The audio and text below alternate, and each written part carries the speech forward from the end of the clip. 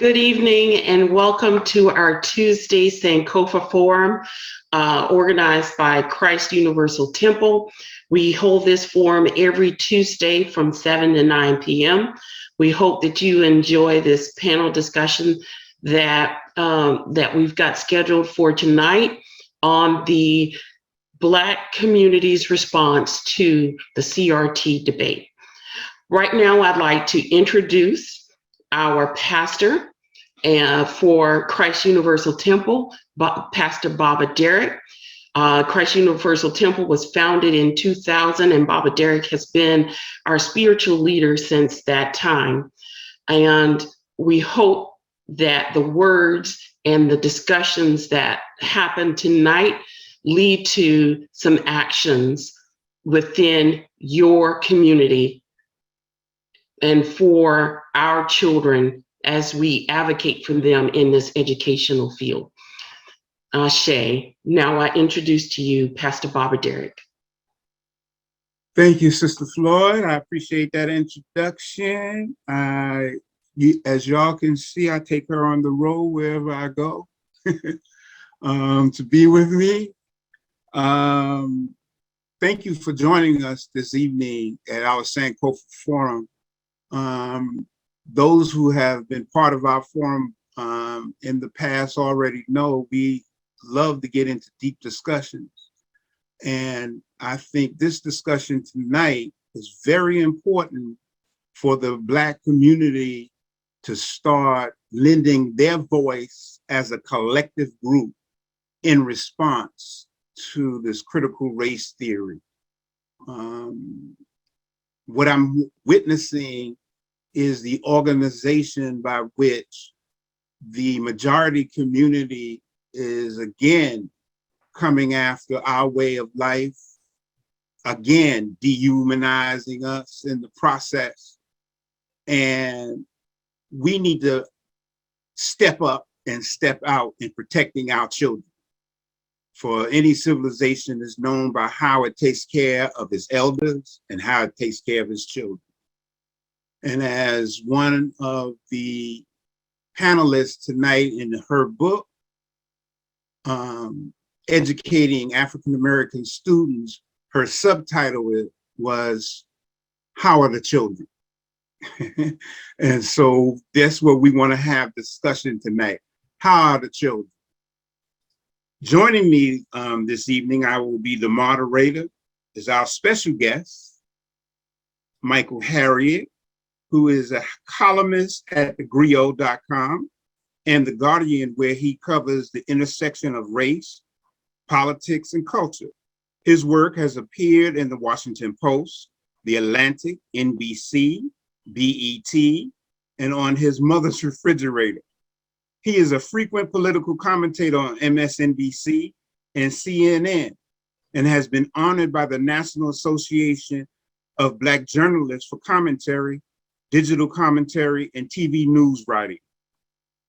His college course, Race, an Economic Construct, was adapted by university economic departments across the country as a model for teaching the combination of history, economics, politics, and class structure. Known for his acerbic wit, biting commentary, and investigative reporting, Harriot's work has influenced presidential politics and pop culture. He originated the phrase, invited to the cookout, and his social media posts contextualizing history are shared by millions. Michael Eric Dyson hails him as one of the funniest men out there, taking no prisoners on the subject of white supremacy. Michael earned degrees in mass communication and history from Auburn University, earned a master's degree in macroeconomics and international business from Florida State University. He currently serves as a staff writer for the Amber Ruffin Show on Peacock. Welcome, Brother Michael Harriot. Thank you for having me. Next is Dr. Gloria Boutte, is an Associate Dean for Diversity, Equity, and Inclusion in the College of Education and a Carolina Distinguished Professor at the University of South Carolina. Her scholarship focused on equity pedagogy. She is the author, editor of 6 books, Educating African-American Students and How Are the Children, We Be Loving Black Children, Becoming, Learning to Be Literate About the African Diaspora Literacy, the Heart of Transformation in K-12 schools and teacher education, Educating African-American Students, Resounding Voices, School Experiences of People from Diverse Ethnic Backgrounds, Multicultural Education, Raising Consciousness. She has nearly 100 publications.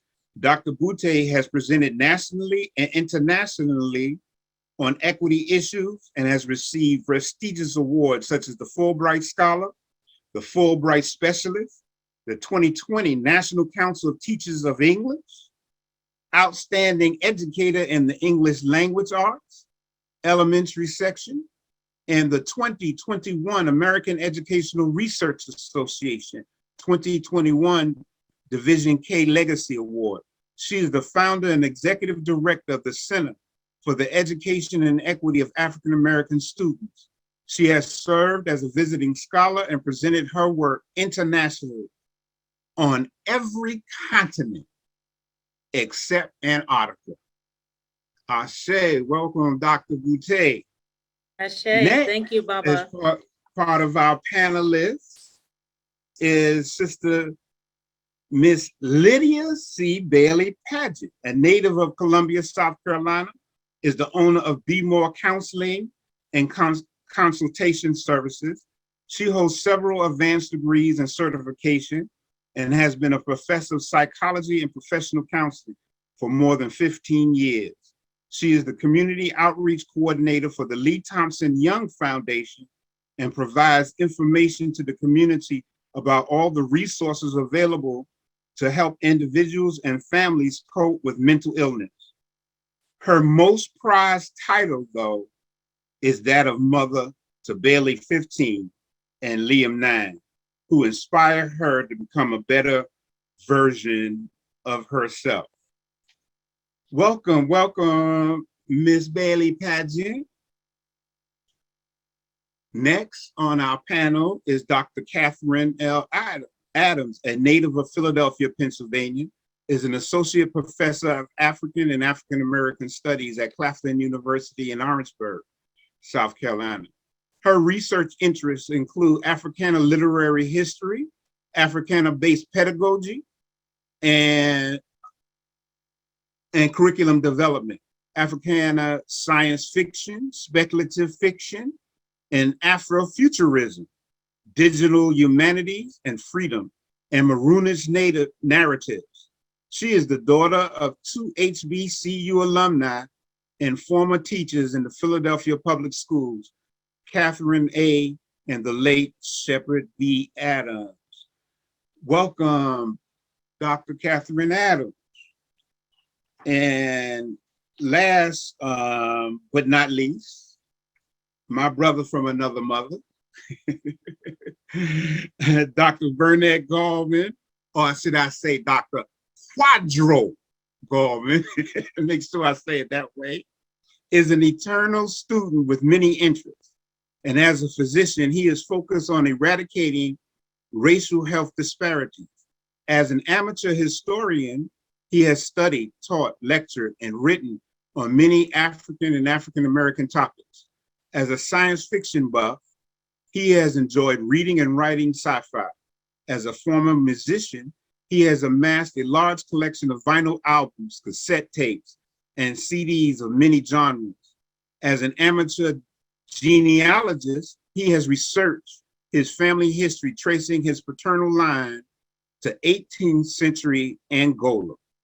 As a race man, he has studied, lectured, and written on such varied topics as agnotology, epigenetics, and African-centered rites of passage. We welcome you, Quadro, Dr. Gall. Thank you. This evening, I want to get started in this discussion, and I want it to be an open and free discussion about this idea of critical race theory, and then what should be the Black community's response to this. And I'm going to start asking these questions with Brother Michael Harriot. And I'm going to start with two articles you wrote last year. One, I believe, was in March. And the title was Why White People Hate Critical Race Theory, Explained. And then you came back 3 months later in June, and you wrote Why Everyone is Wrong About Critical Race Theory in Schools, a very special clapback mailbag. And first, I want to ask you the question is, what is critical race theory? And why did you feel it necessary to write an article about why white people hate critical race theory? So critical race theory is simply a way of looking at something through the lens of race. While it's most commonly originated in legal studies, you can look at anything through the lens of race. I taught a class teaching economics through the lens of race, but it is part of a larger field of study called critical theory, right? So when you are discussing history, for example, which is how most of us talk about critical race theory, it is not just examining history, the things that happened in the past, right? When you study something critically, you study how we interpret it, how we pass it along to each other. So in the terms of critical race theory and in legal studies, you would say, well, we're not just going to study the laws that are written in the books, but if you look at it critically, you have to examine how they are written, what they were meant for, the people who wrote those laws. And in the case of critical race theory, you would look at them, for instance, you could look at the Constitution and say, well, if we're going to study the Constitution critically, we would have to look at the people who wrote it. And if we were going to study it through critical race theory, we would have to also understand that half of the people who signed the Declaration of Independence and who signed the Constitution owned slaves.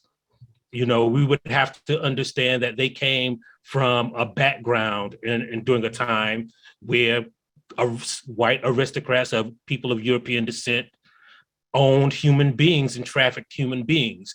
And critical race theorists would say that you can't understand the makeup of the Constitution or how America was created without critically looking at that document through the lens of race. I say. And why do you think white people hate critical race theory? I think because, well, two things, right? So much of the backlash that we've seen is not about critical race theory. Let's be clear about that. They have fashioned an entirely different new definition that is not the thing that we have been talking about. And the thing that they don't like really doesn't exist, right? Like there are no teachers teaching, first of all, advanced legal studies in 6th grade social studies class. And there are no teachers teaching that, all white people are bad and, all of America is, hates Black people. But what they hate is, and I'm sure everyone here has seen it, right? When you bring up a discussion of race, then people say, well, you're being divisive, right? When you talk about racism in America. And so the subject of racism is considered divisive when Black people talk about it, because they don't understand that when they talk about, for instance, trickle-down economics, what they're really talking about is race. When they are talking about, American tradition, what they're really talking about is race. But so they're not objecting to talking about race. They're objecting to talking about race blatantly and without the lens of whiteness. And so I think that makes them uncomfortable. And when you point that stuff out, there are people who say, well, look, if you're going to talk about the things that people did in the 60s, because it wasn't just like the people who were standing out there spitting on Black children who were trying to integrate schools, right? It was all of the people who were not bearing down on those people who were spitting on Black kids, right? All the people who were accepting those people back into the fold, all of the people who didn't think that that was good. In the 60s, we like to think about Martin Luther King, and he changed America and he was beloved. But most white people, polls show, when up until his death, had a negative opinion of the civil rights movement, of Martin Luther King. And so if you teach those facts in class, their children, their grandchildren can't help but wonder, what were my grandparents doing? What were my parents doing during that time? And so there are a lot of reasons that it makes people uncomfortable and why they don't like to have those discussions. Ashe. This question is for Dr. Boutte. Dr. Boutte, I think, and I have read somewhere, I'm noticing that the Karens are now having meetings here in South Carolina, in Lexington, and bringing your name into the critical race theory and saying that you've written the textbook. So you've become the poster child in South Carolina. So I want to give you an opportunity to express how you feel about it, how wrong they are, or as Dr. Gallman wrote in one of his articles, here comes another one of their lies.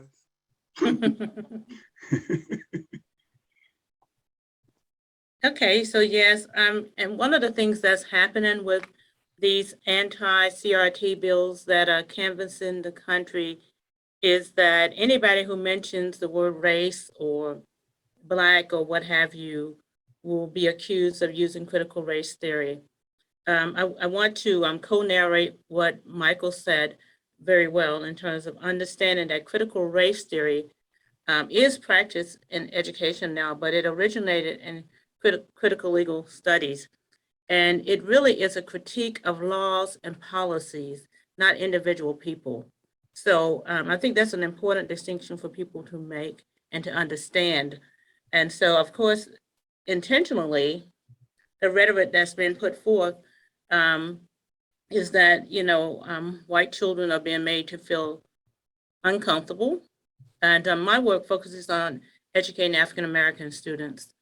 And it focuses on making sure that their stories are told and, as part of a democratic society. And so, it's just misrepresented by people who are looking to weaponize laws to keep us divided, to keep us from actually advancing a democracy. And so, how do I feel about it? I feel like I must be doing something right, because actually, if I were going with the norm and not speaking against racism as it manifests itself in our policies in our schools and our practices, then there would be something wrong. One of the things in my books I point out is that we really have to figure out how to teach African-American students in ways that are culturally relevant. One of the things people have not taken time to do intentionally, the politicians, no one has really taken time to really learn about what critical race theory is. And by the way, I have drawn from critical race theory with some of my articles, but I'm not a critical race theorist. In order to be really classified as a critical race theorist, so you have to be very, very familiar with the legal system. And that is not my area of expertise. My work focuses on something that some people might know as culturally relevant teaching. And I borrowed from the work of people like Gloria Boutte, who actually, by the way, she and William Tate brought critical race theory to education in 1995. They showed how it could be a useful technique for understanding school policies, things like disproportionality in special education, things like disproportionality in suspensions, things like when we look at the content and do a content analysis, seeing whose voices are represented and whose are not. So one of the things I would like to say to Black parents is this. I put a link in earlier and I'll put it in again. The book that I co-edited with 3 other authors is called We Be Loving Black Children. And it really talks about the importance of Black children learning their histories. And so the protest and the pushback that I've gotten from politicians has been because that's really what I'm advancing. Please understand that actually in schools, what is being taught for the most part is white history. And also understand that Black children are being hurt every day. And so I just invite parents, encourage parents to speak up and have your voices heard at the school board meetings. Let them know that you want your children to learn their history. Black people are not acultural. Just like anybody else, we come from a strong cultural lineage, and that needs to be taught. And I'll stop there, but I could go on. I say. Hey, can I interject something real quick? Because and I just like to do this because you never know who's watching and how people are interpreting things. And I know we're going to say the word a lot tonight, and I always make sure I let people know the definition of what we're talking about when we say racism, because people who don't talk about and study this think, well, when you talk about racism, you're talking about hating Black people or hating people other than your race, or intending to hurt them. So I just want to make sure that we understand that racism does not have anything to do with intent, what's in your heart, what you believe. A thing is racist objectively, and I always use the dictionary definition: a belief that race is the fundamental determinant of human traits and capacities, or that racial differences produce an inherent superiority of a particular race, or the systemic oppression of a racial group to the social, economic, and political advantage of another. And that's what we're talking, what Dr. Gloria was talking about when she said, the racism in schools, right? We're not talking about individual teachers disliking Black kids or their intent. We're talking about the system that is in place disproportionately marginalizes non-white children, and specifically children of African descent.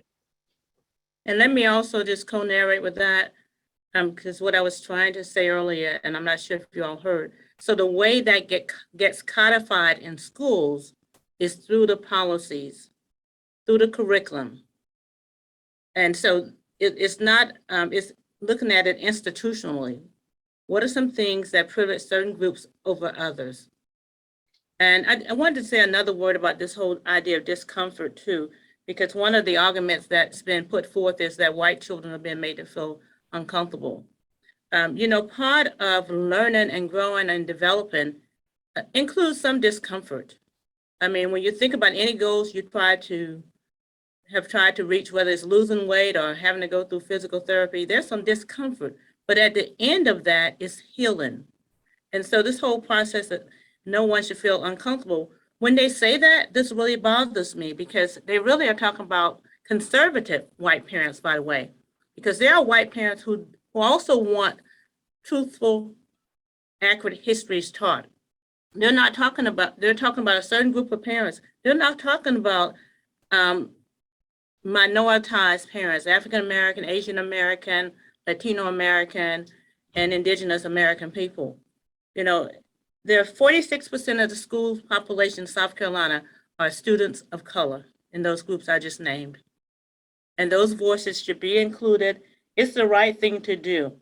And so, one of the things when we talk about the policies and laws, I think we need to recognize CRT as bad laws. I mean, when we think historically of things that were bad, we think about it was legal to enslave people. It was legal to remove the indigenous people of their lands. It was legal to exclude Chinese. It was legal to intern Japanese people. There are bad laws. This is a bad law because it's not inclusive. Dr. Adams, I want to bring you into this discussion by you're teaching at an HBCU, Claflin. Has this whole debate around critical race theory affected anything you do at Claflin? And I'd like to know your thoughts about the public discourse and debate that's been going on. Thank you, Robert Derrick, and thank you to all the previous speakers. And I think that in some ways, the area where I am teaching African and African American studies means that I get to fill in all those narratives that were left out. And I'm saying that because when I was working on my dissertation in 2010, I was like Gloria mentioned, I was leaning on some of the language of critical race theory and talking about that in my dissertation to include the voices of people who established all Black towns and Black spaces where they could just get a little bit of room to build and plan and to organize themselves, and in many cases, even govern themselves in terms of all Black towns. And so in some ways, I try to bring in some threads because I want my students to be aware of things that they see in social media, on Twitter and the like. But I'm also very careful to make sure that I am giving them those narratives and also empowering them to collect narratives. And so one of the things that we do every year is prepare students to go back home and to talk to the people in their own families, because there's some histories there that are not going to show up in anybody's book. And there's some elders who are ready to give up that story to a young person. They may not give it to somebody who, if I come in the door to interview them, I may get one story, but their grandchild, somebody that watched them, that they watched grow up in the church, some young person can sit at their feet and get that story of what it was like for them to grow up in a community, in a society where these structural impacts affected their way of life. And they also get to talk about the resilience of how they navigated around those things, how they became or had to be self-sufficient, how they had to live communally with their neighbors because there were certain places they couldn't shop. If they could shop in those places, they would take their money, but they wouldn't take their money in their hand. They couldn't try on clothes. They couldn't use the front door. Like, these are the stories that my students are getting from their parents, and they're matching them with those larger narratives around King and Rosa Parks and all of those icons of whom we are familiar. But then when you see where those stories show up on the ground, Orangeburg, South Carolina, at Claflin, we serve many students across the state, students who have backgrounds or families have backgrounds in sharecropping, in other types of agricultural work. And so we can actually make some of the larger historical narratives come alive and help them connect to those things. I do think that the other responsibility that I feel is knowing that we're going to have a certain number of students that want to go into education after they learn these stories, after they learn about these kind of missing pages. And so there are some ways that I find it very interesting that a lot of this dust up, diversion, all of these tactics are actually sending lots of people into master's thesis where they are now taking on and using CRT and using critical race theory, because it's like the very thing that you wanted to stop. Now you have sent people into graduate programs.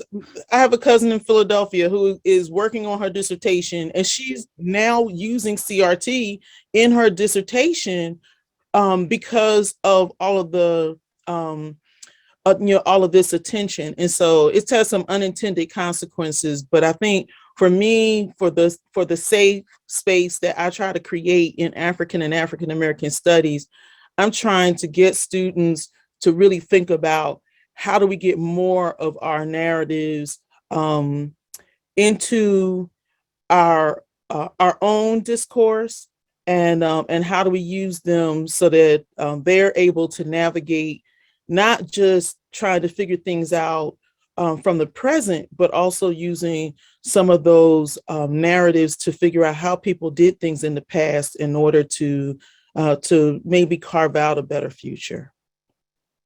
I see.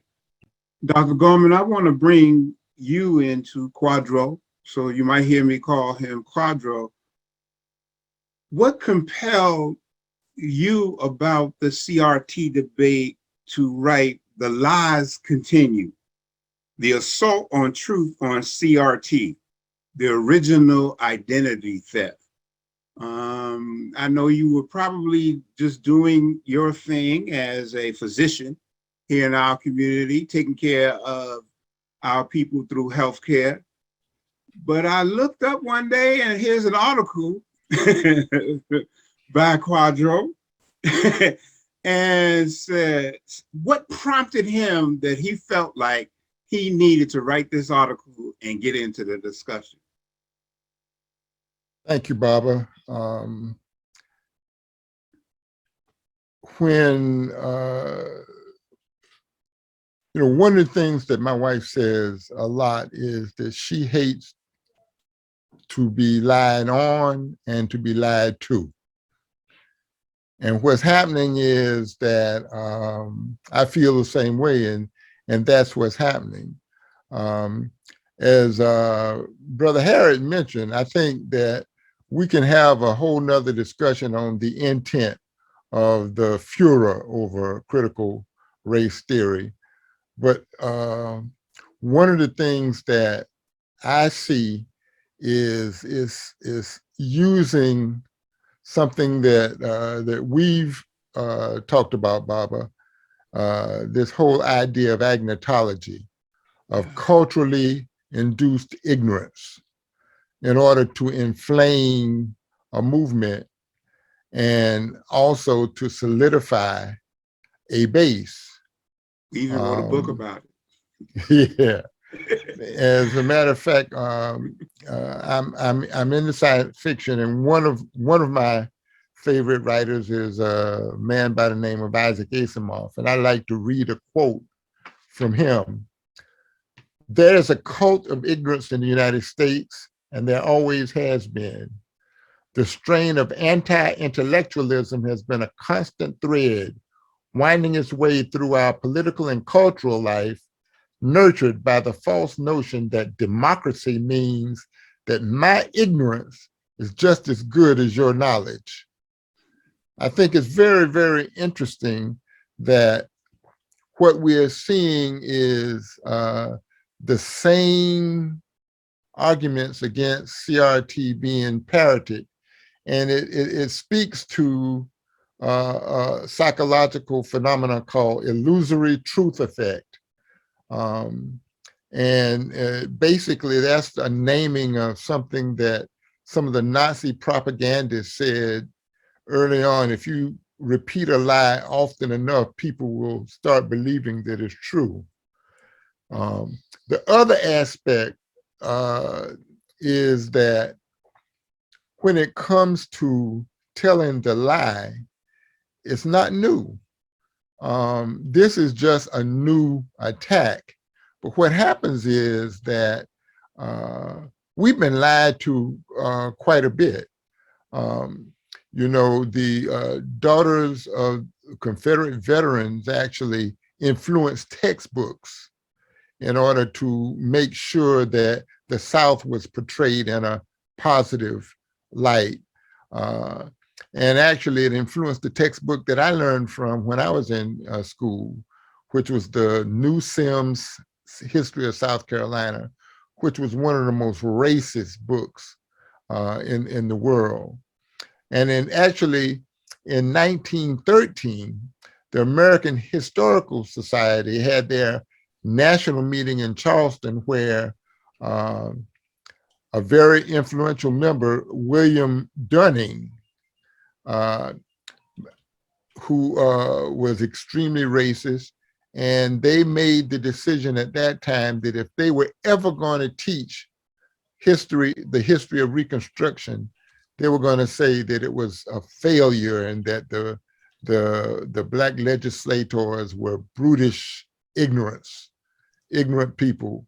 And that became known as the Dunning School. And Dunning actually influenced people from literally dozens of colleges.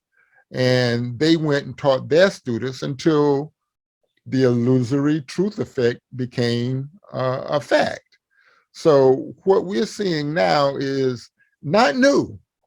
It's something that has been going on for a long time. I think that it's just time for our community to, number one, understand what's being done, and number two, finally take a stand. And I'm just nationalistic enough to say that aside from fighting the battle for our children in the school, we need to do as many other ethnic groups have done, is set up evening schools and Saturday schools to educate our children on what we want them to know and what they need to know. So I'll stop there, but again, ignorance. And thank you, Dr. Gallman. We're going to move to our next panelist, Ms. Bailey-Padgett, and I purposely saved you, Sister Lydia, for last because of the field of work that you in. I know you also are a teacher at Midlands Tech, professor at Midlands Tech, but I want to pull upon your therapist and psychological hat tonight.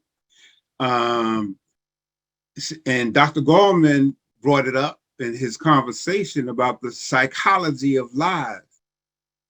And are you seeing in your practice some of the effects of this debate about critical race theory, and what kind of effects are having in families and specifically our children? Thank you for that question. And I am so overjoyed for this conversation, and I'm so glad that so many people have showed up to listen. I'm just going to piggyback on some of the things that Dr. Gallman has stated, is the educating of our community about what CRT is and the lies that are circling around CRT and how it's being used in a political way, in essence, to harm our children. And when I mean harm our children from a psychological standpoint, to be a part of an institution that is supposed to bring out in you, provide factual information and context in which to help you grow and develop. Our children are not experiencing that. They are having an experience where they are left out of the American story, and Black history is American history. And the lies that Dr. Gallman is talking about, I would like to highlight the lies of teaching of this history and leaving out very important information and detail that are relevant to our children, our USU children, children of African descent. And to even stretch it in further, so think about a developing child in terms of their psyche, understanding of themselves and development of their identity. And having this experience in this institution over 12 to 13 years, and you not see yourself, not know yourself, not have any knowledge or understanding in terms of having input or addition or a part of this developing history, what that leaves in a child is someone who is lacking a sense of self, a sense of worth, and even doubting even their talents to be able to grow and to develop into being a successful student. And so you see this shows up in behavior. And so you see children checking out, right? They're checking out of this educational system because they don't see themselves. They're doubting their ability. And so if there ever was a time for our community to come to the table and to have a discussion about what's happening in our school system in terms of curriculum and policy, now is the time. It is time to come with a clear voice, a clear position, and come with some demands in terms of we're concerned about our children as well. We're concerned about our children feeling left out, not included, and having their humanity being attacked, not being seen, not being recognized. And so I think this nefarious use and this misuse of CRT in a way to have their agenda move to continue to discount and erase our history and in turn erase our children's experience. We can't stand for it any longer. And so I think it's time for us to come together as a united community with the facts, with our demands, with our plans, show up at these school board meetings and state our case as well. Sister Lydia, now that I've brought in all of the panelists, I'm going to ask a question and then Sister Eureka open it up with the question that may be in the chat room. But I want to ask this question first for any of the panelists to answer. When I look at the history of the United States, I find that in that history, there were laws created and codified by law, anti-literacy, where we have been probably the only group in the United States that ever had a law written that says we couldn't read or write. You could not teach us to read or write.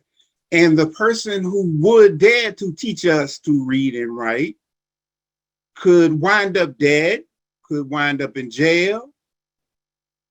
And I want to ask the panel, is critical race theory the latest anti-literacy law? Well, first you got to understand that, despite the popular opinion, there's this kind of opinion that Black people or teachers started doing a new thing and it's time to fight it.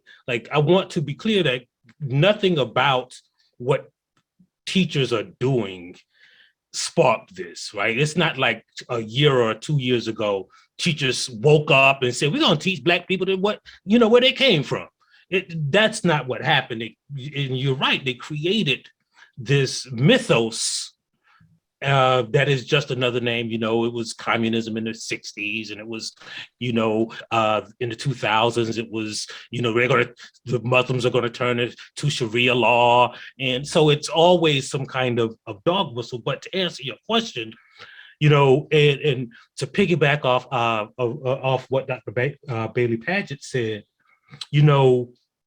and what Professor Adams said, when she talks about teaching people and filling in those gaps and helping people understand, what you have to understand too is to teach the truth about history doesn't just help Black people, it also helps white people. Like, and to go back to what you asked, right? So it is like, I cannot understand what a white person must think to believe that they had to write a law against teaching Black people to read and write.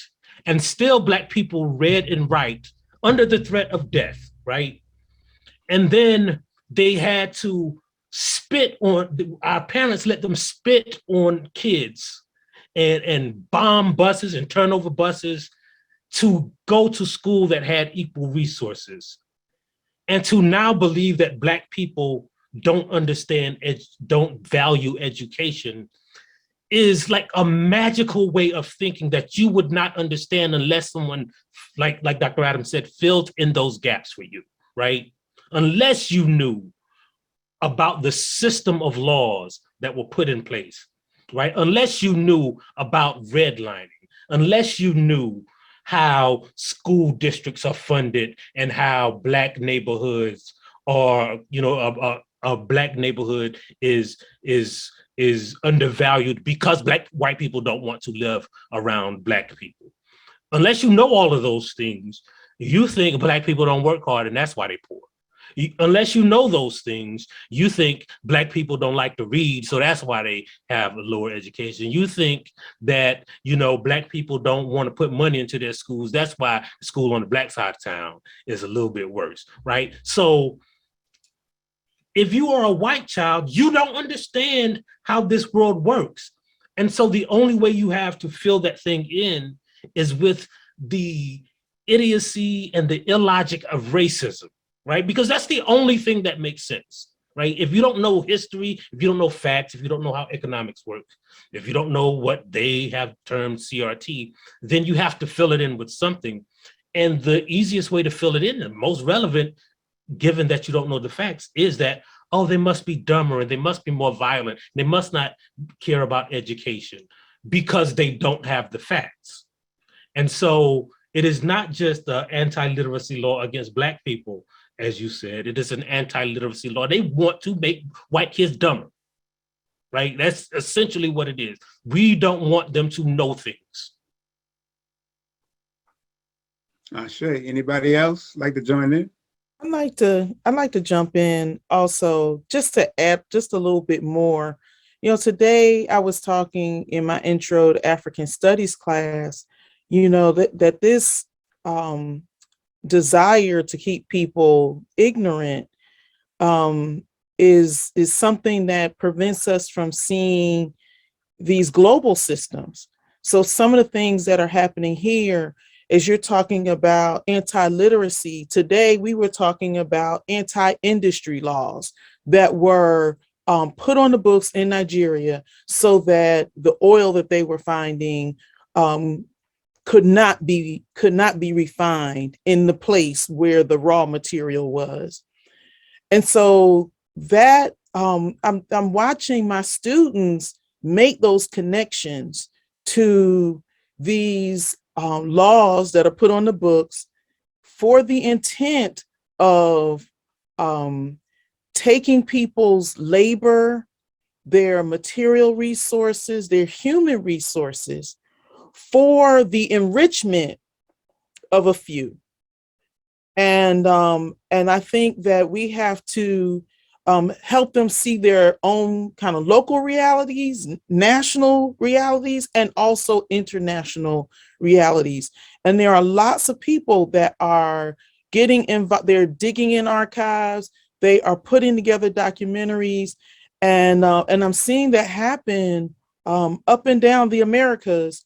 And so our students should be involved in that process of recovering and remembering and piecing together those stories.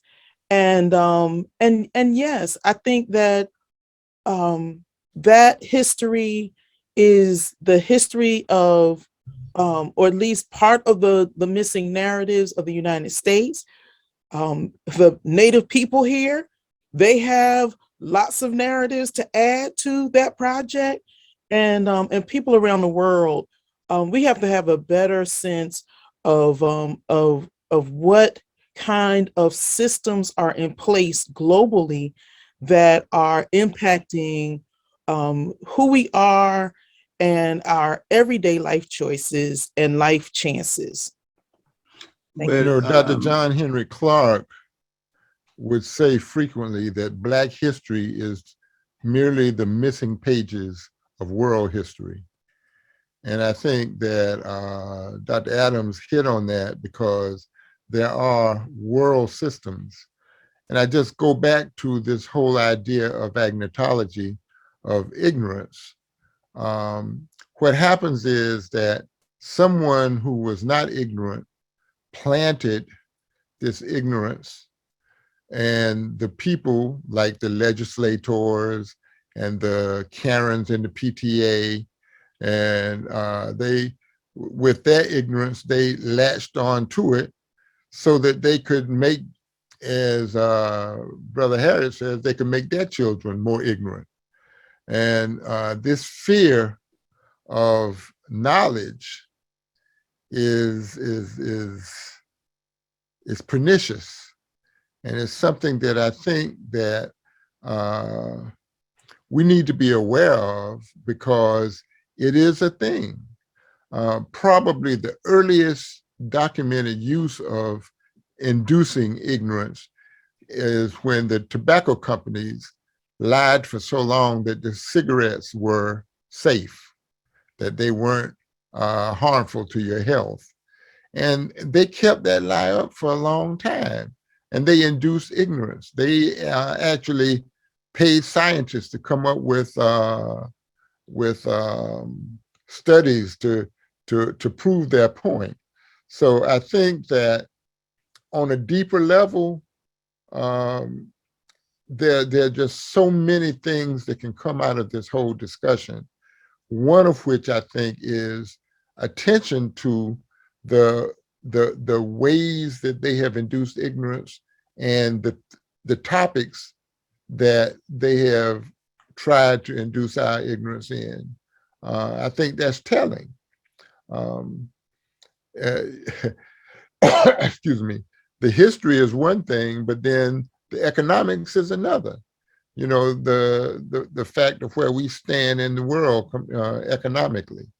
And it all boils down to keep us from joining together to create a unified effort to do anything.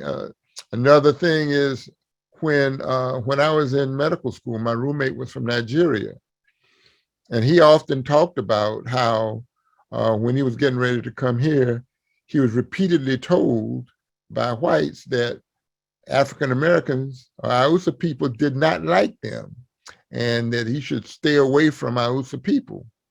And I know that that was something that I always heard in the air when I was growing up.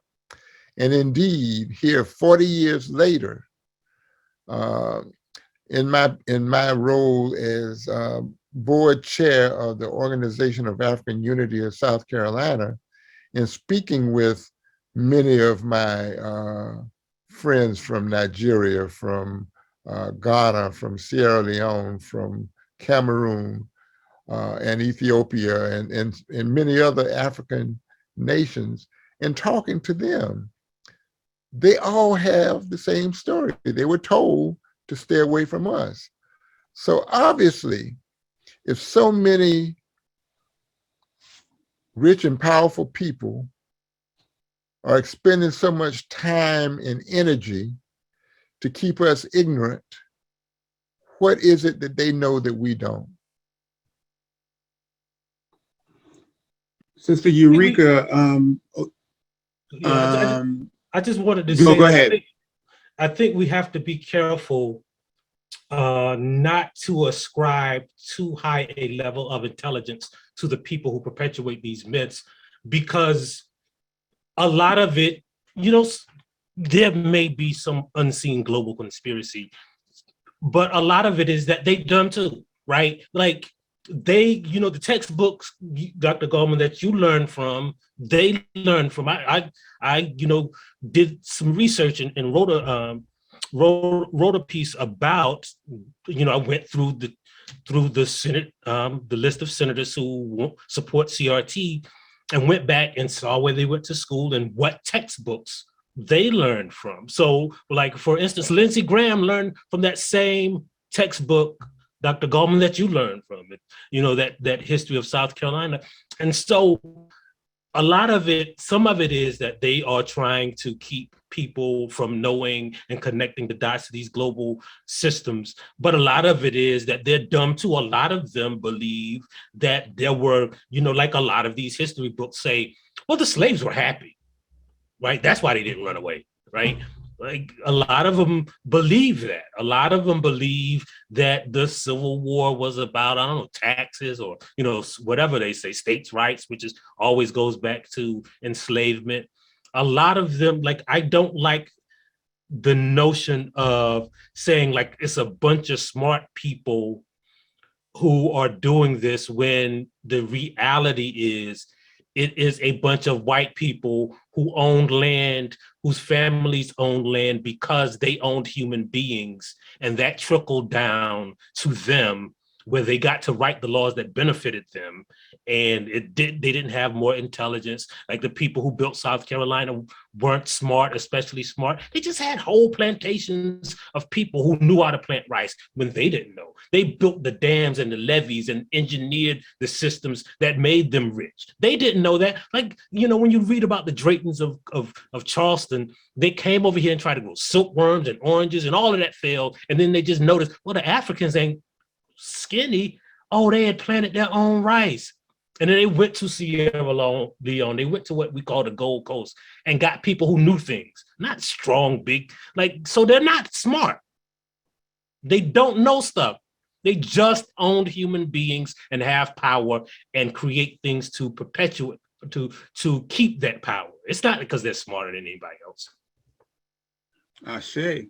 And Sister Dr. Eureka, first question. Yeah, and Dr. Martin Luther King says, power without love is reckless and abusive. And that's what we see happening with these laws. Misuse of power. Okay, thank you, Dr. Boutte. Power without love is reckless. So we have our first question from Reverend Amari Hooker, and it is, should our response to CRT be to have a movement improve critically relevant education with the same type of passion some are fighting against CRT? Your mic went out, Eureka. Yeah. Oh, my mic went out. I apologize.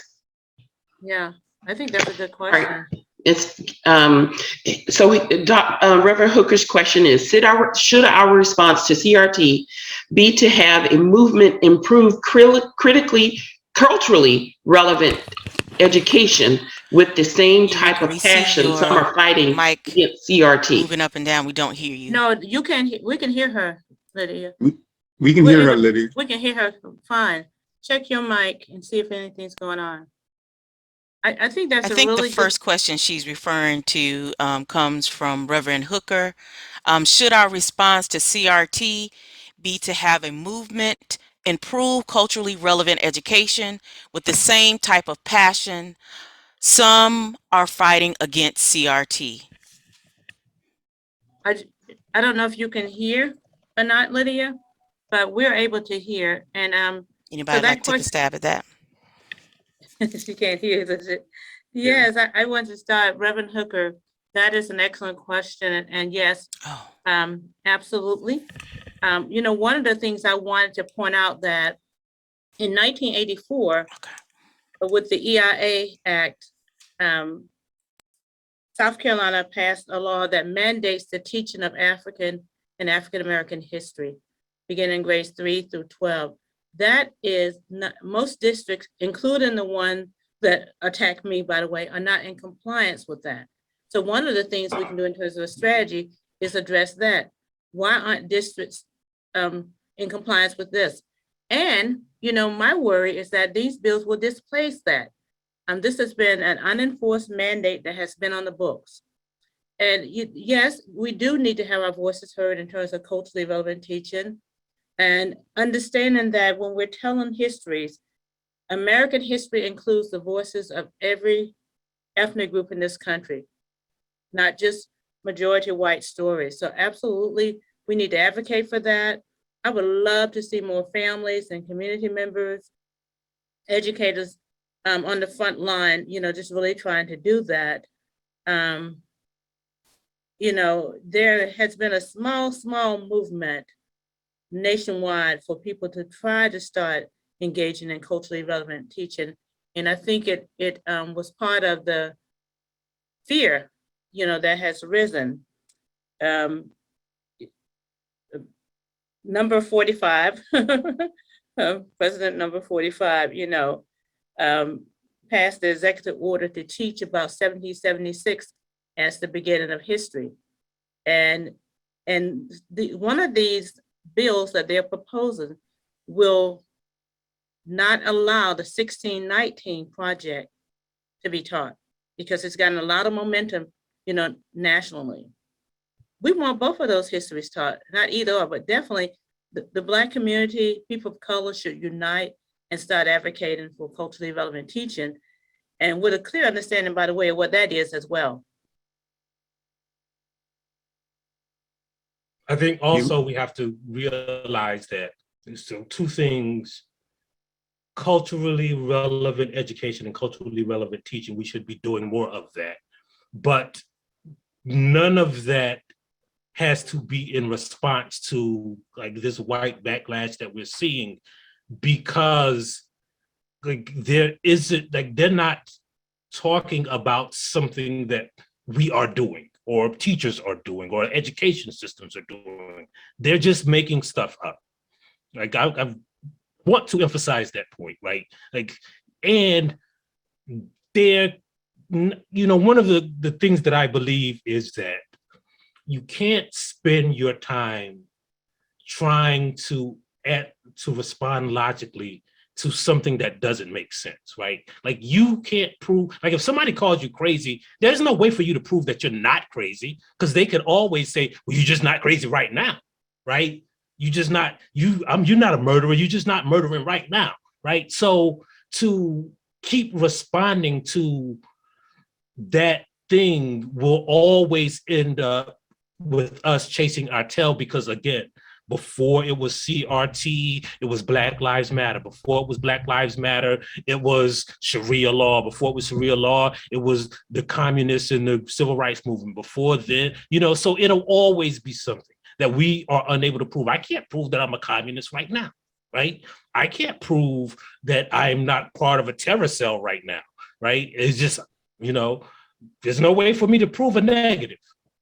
So, yeah, I think I hear your point, but I would also add that I think, we're talking about Black people being proactive on behalf of their children, right, not necessarily oppositionally. But let me also say that we would be wise to pay attention to bills like this. I gave examples of other laws before. We can't sleep, because when Baba Jackson started out asking me how did I feel about the district that was protesting me, there's a proviso right now that has already had consequences, because what will happen is the law will continue to be misinterpreted. So anybody who mentions anything about Black History Month or Indigenous people, the Holocaust, there are all sorts of consequences. These bills have things written into them, such as allowing for whistleblowers to, report you anonymously if they feel like you're teaching critical race theory. And because they have intentionally not defined critical race theory as what it is anything we do. So I get the point about not being oppositional. I think what Reverend Hooker is saying, at least I'm reading, is we need to be proactive. We needed to be proactive. We must continue to be proactive on behalf of Black children and communities. I agree. I totally agree with you. One of the things I think we can learn from this also is that, like, what if, because ultimately it's a small amount of white parents that are doing this or showing up at a school board meeting. What if we were doing this 2 years ago and saying we want more culturally relevant teaching in our schools, right? Like there are enough people on this meeting to turn out any school board, right? So like we can learn from that and enact the policies that we want using that method. And also, you know, Mike, and I know you agree with this, and understand our role in voting, because part of the reason that they're able to do this is because they have the power to. There are the elected officers, and they can make these bills. You know, they can do that. So, you know, these people need to be, and they're responding to their constituents. Those small groups of people, they are responding to them and not the rest of us. We know that, like in South Carolina, a red state, that, by the way, it's probably likely that at least one of those bills will pass, okay? Because of the power dynamics that exist. You're absolutely right. We have a lot of latent power in the Black community. I think about all the people in places of worship, HBCUs, sororities and fraternities, social clubs. Yes, we need to organize and be proactive. This is Catherine. And understand that we are at war and have been at war since the beginning of our time in this country. This is Catherine. I have I have a question for the panelists. And I'm just wondering, in addition to, because Gloria, I agree with you about some of those, about that idea of taking action. There was a question about voter suppression and book bannings, and is there this kind of convergence of all of those things? And I'm just wondering, because I watched very early on the homeschooling movement kind of build very quietly. People started, churches started creating textbooks and I'm not, and so I guess I'm just saying, are there some things that we can be doing like all those things, but then also the schools are unsafe for a variety of reasons for some of our kids. And so can we work on making them a better place for the ones that are there, and then doing some other things too?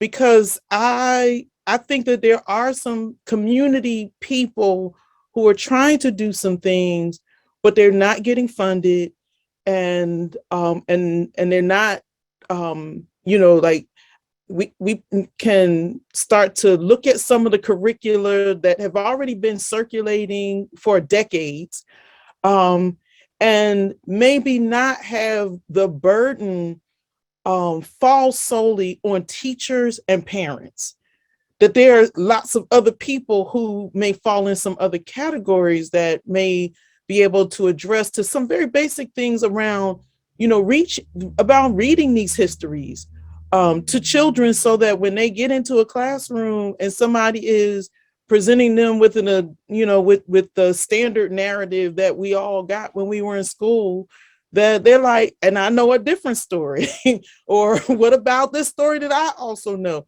But to wait for them to read that story to them, I think is problematic for many children. And so I'm just wondering, I'm using the homeschool method because I just kind of watched it out of the corner of my eye. And then I watched my goddaughter, because of COVID, terrified to send her kids back to school. And so she paid for the curriculum from that school. And we talked through some other things that she could do, while she had her daughters at home. And, I'm not saying that we can, like, that should be scaled up so that thousands of people do that one thing. But I'm saying that there are probably lots of people that don't know what is possible. So I guess I'm asking, are there ideas of what is possible in addition to that fight that you outlined for us, Gloria? I totally agree with what you're saying, Catherine. I think, freedom schools, Bernie has said Saturday schools, after schools, again, the point is there are enough Black community activities to do it. And if we really want Black students to be educated in a way that's informed, we really will have to do that part ourselves. There is a limit to what schools can and will do. Carter G. Woodson, as you all know, he refused to take money from foundations because he said they would control, the narrative. So he, sold his little books for $1 each. I totally agree with your point. So if you notice, like, I rarely talk about like what teachers should do or what is going on in school, because I was homeschooled until I was 12, right? So a lot of this entire topic, like, I am still learning, because it is still astounding to me what people don't learn in school, right? So, in writing, a book that's coming out, I interviewed my mother on why she homeschooled us. And she said, like, this quote I'll never forget. She said she did not believe that a Black child can realize the full humanity in the presence of whiteness. And that's why, and so you're right, Dr. Adams. So a lot of it is that this education system was not, that we are engaged in, was not just created for whites. It was created specifically to not just miseducate, but to marginalize us. It was like the history of the American education system necessarily means that, the testing, the way you learn about the founding fathers and these deified human beings first, and then you learn about slavery, right? 10 years later, the way you learn about how your state was born, the whole idea of that somebody arbitrarily drew borders up on a map and called it a state, and now you learn that before you learn about the people and the culture and the countries and the natives who own that land, right? All of that is a backwards way of learning that you can, like, it takes more to undo than it takes to just start from scratch and create a system that can teach you things that teach you about history and about life and about people. And so you're right in a sense that I think that part of having a culturally relevant education might mean not being part of this 250-year-old education system that we still are doing in 2021. So I agree that, I'm an educator, so I'm going to speak from that point of view, that the schools are doing exactly what they're set out to do. So, I think this is one of the things that we have strengths. Not all of us have to do the same things, right? The masses of African-American kids are still going to be in public schools. So at the same time, as I think that was Kathy's point, at the same time, we need to be doing these community things. I would not propose it as a dichotomy, because it's not going to happen. In the meantime, we pay public monies, we pay taxes. So we have to, we know, one tenet of critical race theory people don't like, is the whole idea that racism is permanent. And that's really a summary sort of what you were saying, Michael, is that schools are doing what they're set out to do. They're educating the people who they were intended to. It's set up to indoctrinate, so we get that, okay? But in the meantime, while masses of Black children are in those schools, and we have a law on the book that says that African and African-American history should be taught, we should be advocating for that while doing the freedom schools, while doing the Saturday schools, and so forth. A big part of this is professional development, because the bottom line is how any of these topics are taught. They could go badly wrong, and often they do in schools. You've probably seen many examples of how people teach about people who were enslaved, and you're like, really, I can't believe you actually had children pretending to be slaves, and having somebody to be a master and so forth, because the pedagogy has not been taught in teacher education programs very well. So there's a lot of misguided teaching. So when we put them in the hands of public schools, we get some of that. So I totally agree, but I don't want us to just say it's a dichotomy either or. It has to be both and. Okay. Shay, I want to get some more of the audience's questions in. Okay. So, Sister Eureka. Yes, we have a couple of questions from Don Frierson. One we have already basically touched on when you talked about voter suppression related to CRT, as well as book banning and those types of things in education. So I'm gonna go on to his second question, which is, but at the same time, the institution of public schools, at least in South Carolina, was created by the newly freed enslaved Africans in the South Carolina legislature. Should we just give up on it, on the public schools in South Carolina? I think I just spoke to that a little. Right. Okay. But I would add that, so those new that he needs, right, the South Carolina public school, like the public, not the Black public school education system, the South Carolina, and I think that's important for people to know, the South Carolina public school system was created by Black people, but it emulated the system that was, was across the country, right? It was the same system. It wasn't like a different, but I think it is also important to know, like when after Brown versus Board of Education, all of these white people pulled their kids out of school and created what they call segregation academies. Even today, there are communities, white communities, Gardendale in Alabama, a few places in Tennessee, who are separating themselves from the large school districts and creating their own school districts. So like the idea that it is hard to do or impossible to do, to create our own schools, or like we got to do it on Saturday or after school, is not necessarily true, right? Like there is enough money in a lot of Black communities to create their own schools, to kick the people, or to take over their own school boards, which is another thing that we are seeing some of these districts do, right? Like infiltrating the school boards and funneling their people onto these school boards. So the idea of taking over or being responsible for your own education is not like a harebrained idea. People are doing it all the time, and we've seen it throughout history. Again, that's how South Carolina got schools. Okay. Could I speak to that question also? One of the things that Dr. Boutte mentioned earlier in terms of there being a law on the books that mandated the teaching of Black history in schools is very interesting, because in one of our earlier study groups, we bum rushed the state superintendent at that time and created some positions on that committee.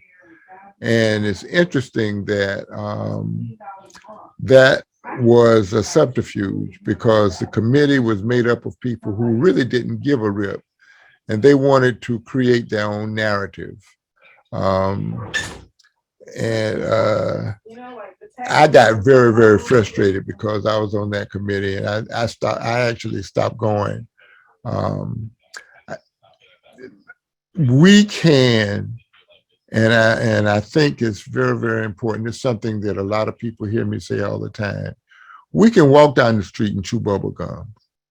And I think that what we are talking about now is a multi-level effort. And we can do that. We can do that. And I just stop with that. Okay. We have a question from Amari Enam. If there is a fringe minority driving the anti-bills and have indoctrinated larger masses in a manner that mobilizes them to work against their own interests in a cultish sort of way, leaving the loudest actors ignorant that they are not the true beneficiaries, How do you break through that how do you break through that in a manner that makes the maximum impact on systematic change, particularly in the South?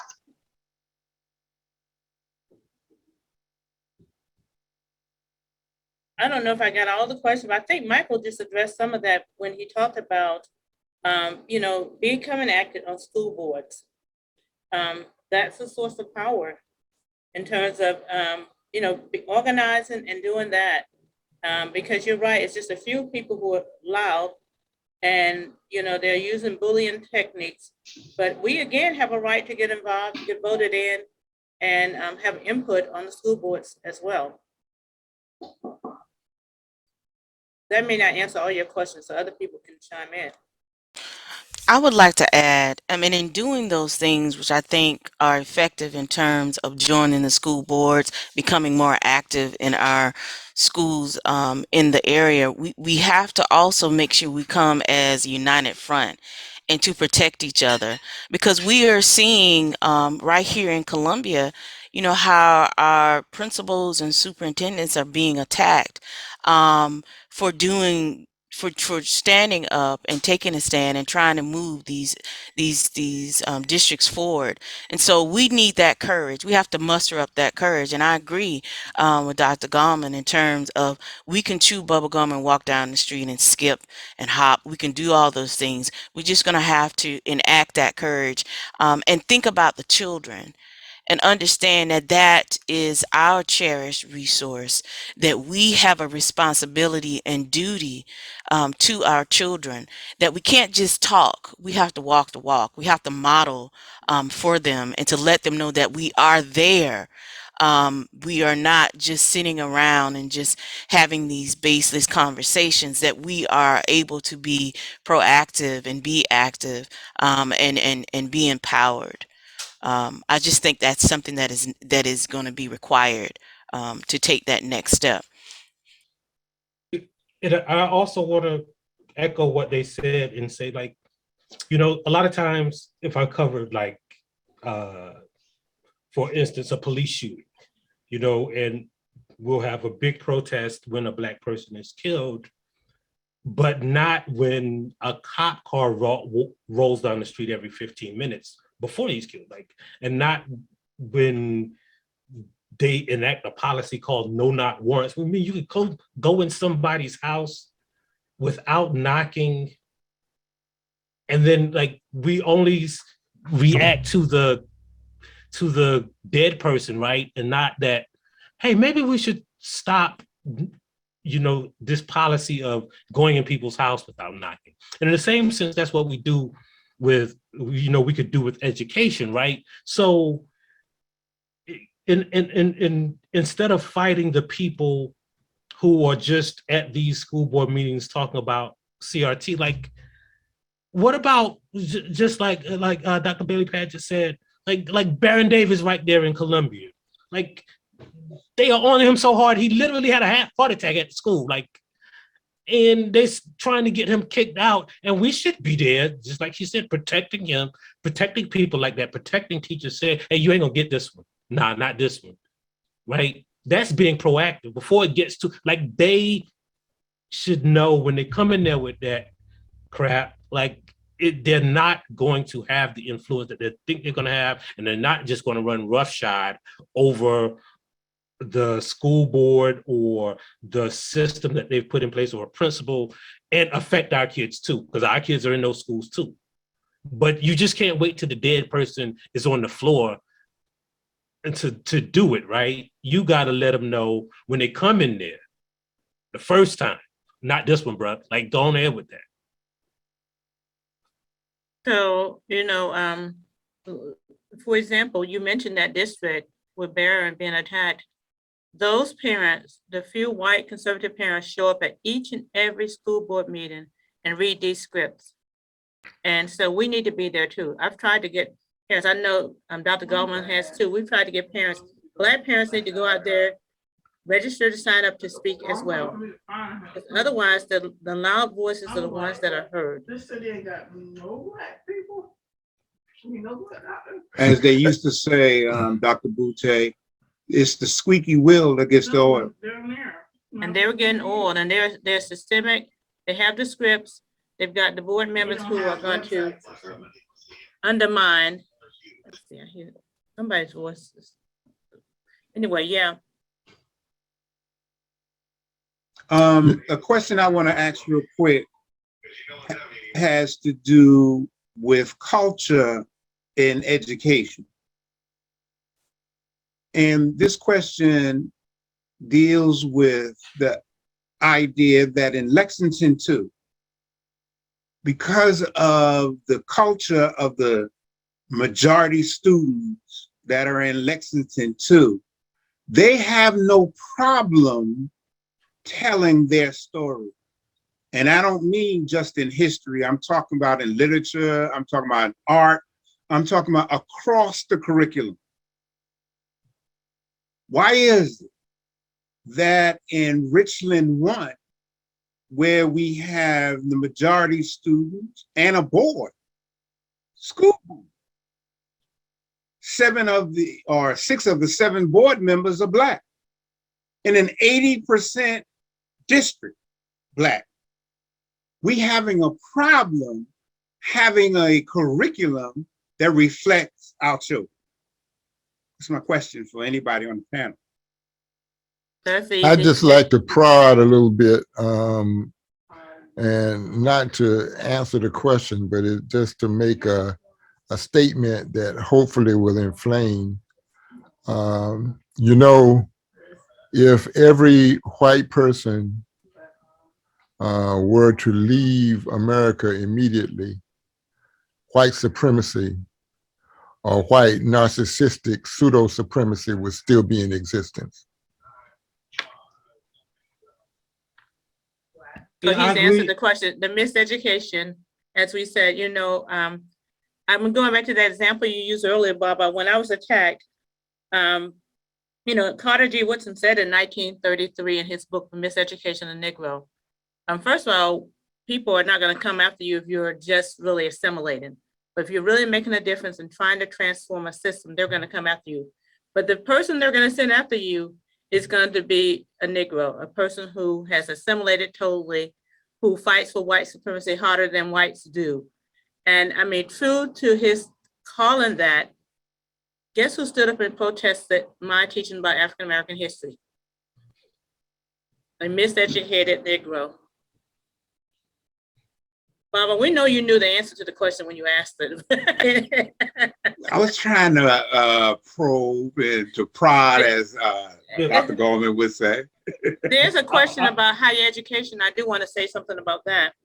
Okay. So one of the bills was dealing with higher education, what the Commission on Higher Education has done, and the 33 universities in the state, they have all been organizing, and we've been told that they're not going to put that piece forward. You know, they approach them on economic basis and things like that, because this jeopardizes the academic freedom of faculty. But to me, it's not that clear cut. And what I said to, you know, some of my colleagues, we can't just be happy that they're going to back off the higher education piece, because what we do is interrelated to K-12 schools, particularly in education. We're the ones who prepare the teachers. We're the ones who do the professional development. We're in schools all the time. Our students do field experiences there. So it's not a clean cut. But higher education right now has been taken out. But the bill was proposed last year first. And again, so they're still coming. They're trying to revoke tenure and all sorts of things like that. I also want to speak to the higher ed question, and particularly at HBCUs. And this is another example of people not really supporting. So for the last couple of weeks, we've been going through, how do you respond to a bomb threat? That the school is being trained to prepare for that. And I think it's very interesting that I'm very proud to work at Claflin because of the African and African American Studies program that we have. And even though lots of people would think and say to their students, say to our students, well, why would you major in that?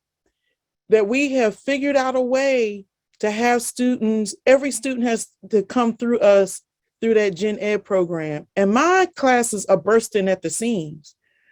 Like my classes are capped at 30, and I keep running into students saying, I wish I could have signed up to take your class because I wanted to take it. Like there are not enough slots. It's capped because of the COVID and the space that we're in. But students want this information, and I've taught at a HBCU in this state that had a handful of courses. If you took this particular strand of the major, but I mean, it's just this circuitous path to actually get this information. And then to have I'm on social media on 3 or 4 different platforms, and nobody said, sis, how are y'all making out with all these bomb threats going around? Because it's not just the schools that got the threats, but it's also that language that says the people who strike don't usually call in the bomb threat.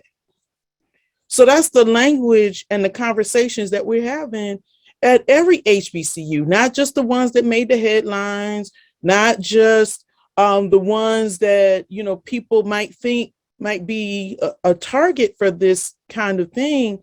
And I think that at least in my classrooms, my approach is to get this information to as many people as quickly as I can, so that these students can graduate and do something with these seeds that we are providing them. Like I'm not teaching them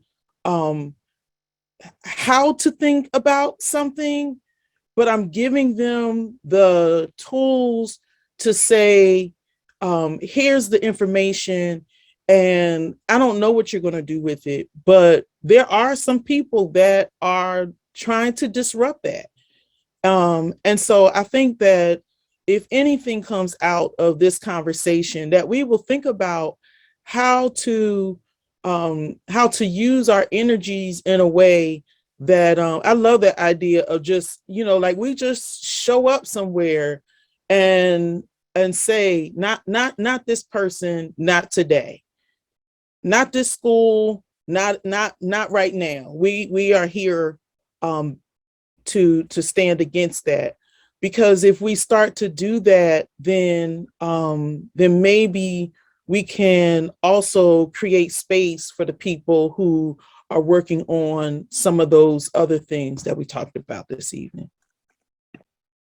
So I want to go back to what Baba Jackson said, in that, I agree with Dr. Boutte and Dr. Gallman in that, they're always going to be those kind of black people. But the essence of the question and what you're asking is, what you're saying is, like, the white teachers, they got the book, they could just run off copies of the test or the study guide and hand it out, and that's white history, right?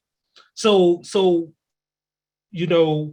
it goes back to what Dr. Boutte was saying, like the system is inherently racist, because if a black teacher wanted to teach their kids a culturally relevant history, they got to do extra work. They got to work harder than the white teacher, right? Like they got to go find some stuff that is relevant and teachable to a 6th grader, and then they got to make copies, and they got to put it in a format that a 6th grader could understand, and then they got to get approval of it from probably their curriculum director before they even give it to the kids. Or the white teacher can just hand out the book and say, read chapter 12. And I already got the study guide because the school paid for it, and I don't even have to go out to the library later on or do any research on the internet. So again, it's not a critique. Like, we can critique individuals, but it is the system that we should be critiquing. right? Like Yes. we have a system that enables white people and white children to learn more about themselves simply by showing up. When they get up in the morning, they know it's going to be some white history. Absolutely. You know, but I wanted to co-narrate with both of you, you and Kathy, on that. Not only white teachers, by the way, and I think Dunn has put this in the chat as well, Dunn Farson. But again, Black teachers pick up those same books. And Kathy, we are in the process of, we've collected data at all of the HBCUs in the US, 100 and something, and to see if they required the teaching of African and African-American history. You won't be surprised to know that Claflin is atypical in that. You know, what you're doing is atypical because, you know, as Carter G. Woodson again says, it does the race no good to brag about how many more educated Negroes we have if they're not the right kind of Negroes. In other words, if they don't know the history as well, if they don't know it, I mean, what you're doing is powerful. How can we amplify that? You know, how can we amplify that at HBCUs? I mean, many of those were started by white missionaries. You know, the curriculum is whiter than, I would dare say that the curriculum at USC, believe it or not, in education, probably has more Black history in the education curriculum than any HBCU in the state. They got more money too now, let's be clear. It's not about money, it's really about what you're offering. I think it is money, but I also think that you know, what we have at Claflin is we have two people who have PhDs in African American studies. Yes, you do. And so it's really about the qualifications of the people who are hired in part, because how does money play into that in terms of your saying, for this curriculum, we're gonna require this? Well, I can say that I came out with a cohort of people who have PhDs that that HBCUs are not a good place for them to land because they can make more money, you know, at teaching at a USC. Gotcha. So Okay. so that information is going to be dispersed. So they're not going to, right? Okay, they're not going. Ultimately, you got to feed your family. Yeah, ultimately, bottom line. And USC can afford to, for instance, have a class on 12th century Romantic era art and have one person who is a specialty in that and hire them full time, where a HBCU got to have somebody with a wide swath of knowledge, right? So when those at University of South Carolina, the Black history or the Africana studies or the African American studies professor is, to USC now, the 12th century Romantic era oil painting in Italy, Southern Italy. Like, it's the same thing, right? They can do all of that, right? Because it is a niche thing for them, right? So, you know, I don't want to, you know, so I would say another like HBCUs don't care about Black history. No. And I'm talking about teacher. I'm talking about teacher education programs, by the way, okay? And so, you know, one of the things is accreditation agencies also, you know, play a role, but there are strict interpretations. I've taught at HBCUs, by the way, for about 19 years. I've taught at PWIs about 22 years. So, you know, I know both systems. It's interesting though, how I would say there is a lot of wanting to keep that white curriculum in place as they prepare teachers. Shay, we're coming up on 8:45, and I do not want to keep people past 9 o'clock. So I want the panelists to, each of you have an opportunity to speak to the parents and to the community what you would like to see from them in our, not just our response to CRT, but in helping our children understand that they are protected, that they will be defended in these hostile environments called the American education system.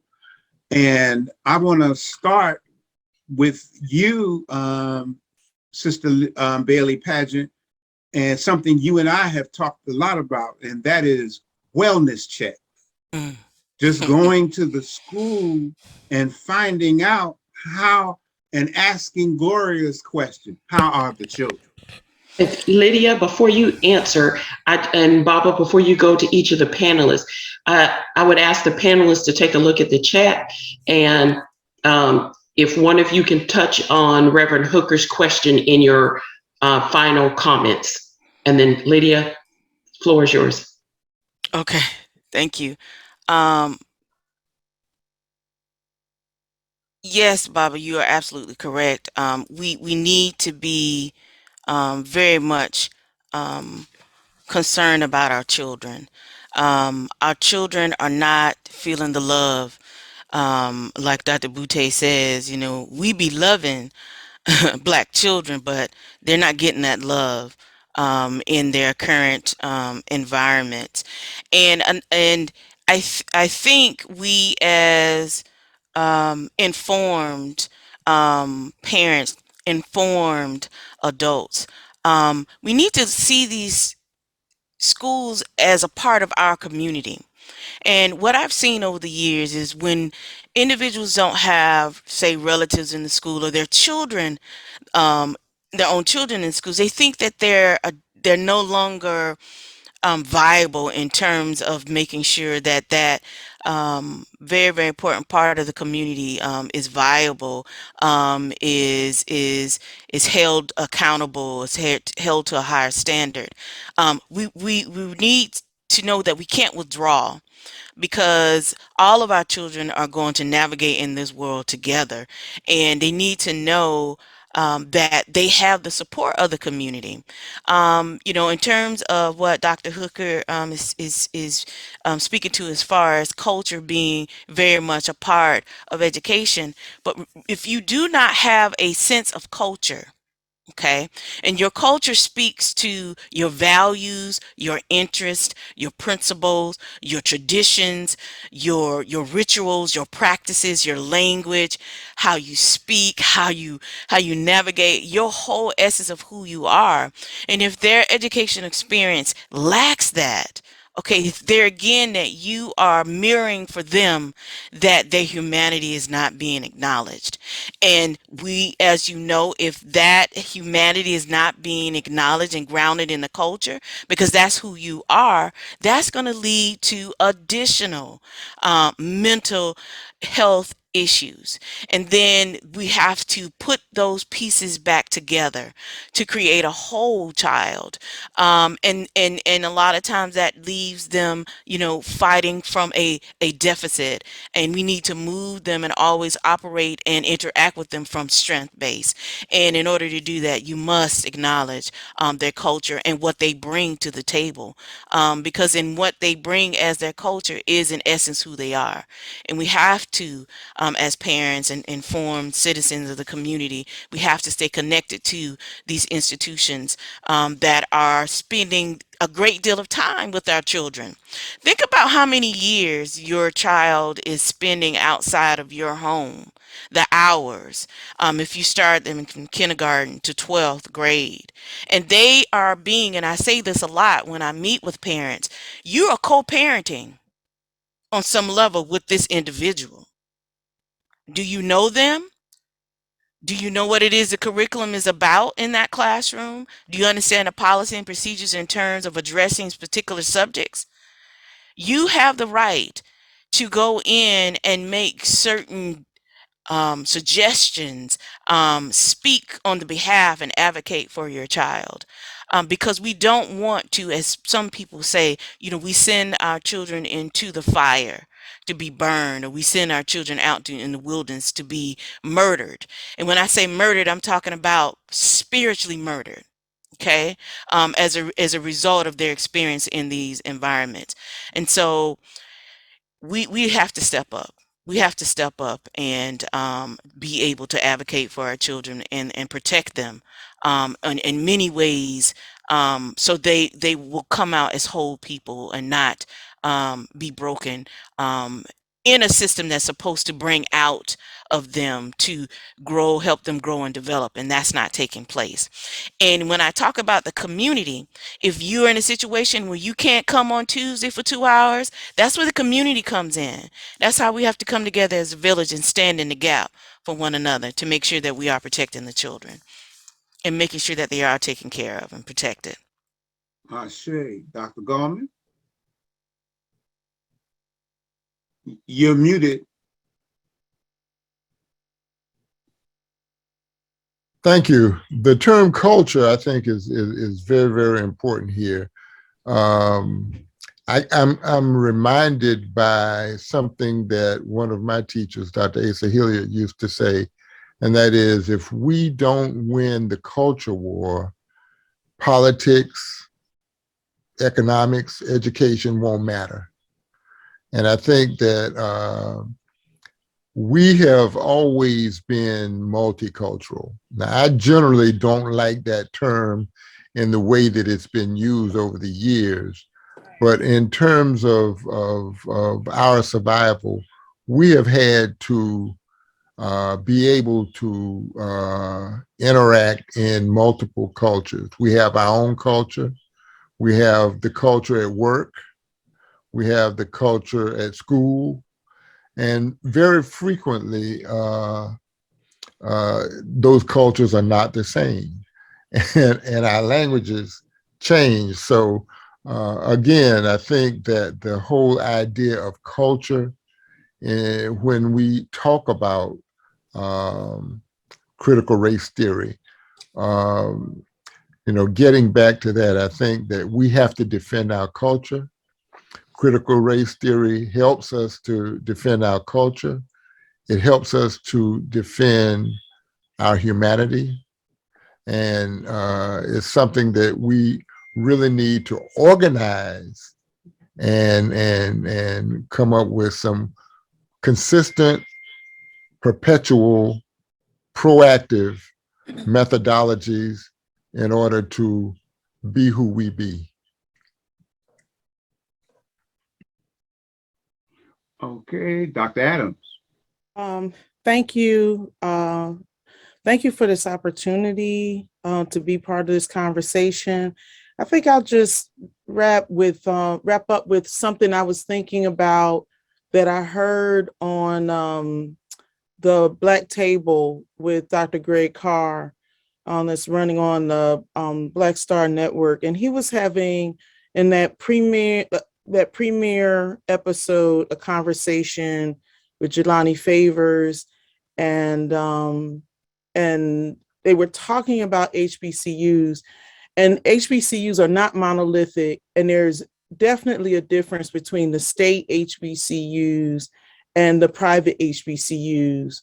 And listening to their conversation was a reminder to me about what Carter G. Woodson was saying, that even though he had his struggles and his strife with the HBCUs, he put together publications and supported the teachers that came out of those HBCUs. And so I want to just say that it's been my experience that many of those teachers that have either come through HBCUs or have been trained in Gloria Boutte's shop, they have a way of teaching culture and meeting those standards. And that's something that we call excellence. We don't call it Black excellence, we call it excellence. That they have the ability to say, oh, this is all the state is asking for. And then this is this extra standard that I have on you, and that's the cultural standard. And so I think if we want to, think about focusing somewhere, is how do we support particularly those Black teachers and those people who are being trained by those Black teachers that know how to deliver excellence. We have a long genealogy of that happening, but it will fall apart if we do not have a sense of how do we target our energies. And so I want to make a plea for the support for those Black teachers and those spaces that teach Black teachers in the way that that Carter G. Woodson created a place for their works to be bound and to be circulated and shared. And in this very month that we're talking about it, that they would then come together in February, not to hold up random, Black facts, but to actually talk about what they did the previous year since the last time that they met. That's what Black History Month was to talk about what you had contributed in terms of your classroom and students and in your community. And so I think I'll end with that. But thank you very much for this opportunity. Ashe. Ashe. Dr. Boutte. Thank you for the opportunity. I think it's been a really good discussion. Thank you for convening this. A few people have alluded to the We Be Loving Black Children. We're here because we love Black children. That is African American language. That B is called habitual B. It means we love them in the past, in the present, and in the future. We know we love them. We take time to give them names that are special. We try to move to places that are better in our minds. We try to protect them, but we're trying to point out today that Black children's spirits are being assaulted in schools in very endemic ways every day. Some of the work I've looked at ways that linguistically, there's violence against the language. Physically, we know that Black children, their bodies are mishandled. Symbolically, we know their culture is not respected, from the hair to the way they dress.